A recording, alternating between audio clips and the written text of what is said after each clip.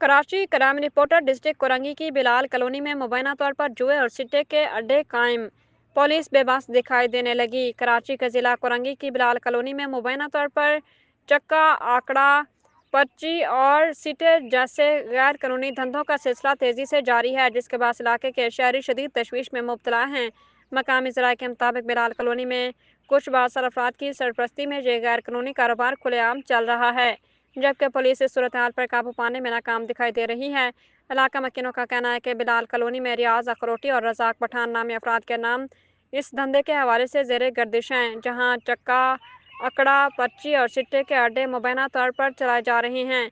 शहरियों के मुताबिक इन सरगर्मियों की वजह से नौजवान नस्ल बुरी तरह मुतासर हो रही है और इलाके में जराइम की शरह में भी इजाफा देखा जा रहा है। ज़राए के मुताबिक ये तमाम सरगर्मियाँ थाना कोरंगी इंडस्ट्रियल एरिया की हदूद में हो रही हैं, जहाँ के SHO नासिर महमूद है। इलाका मकीनों का इल्ज़ाम है कि पुलिस को इस सूरत हाल का इल्म होने के बावजूद मौसर कार्रवाई ना हो सकी।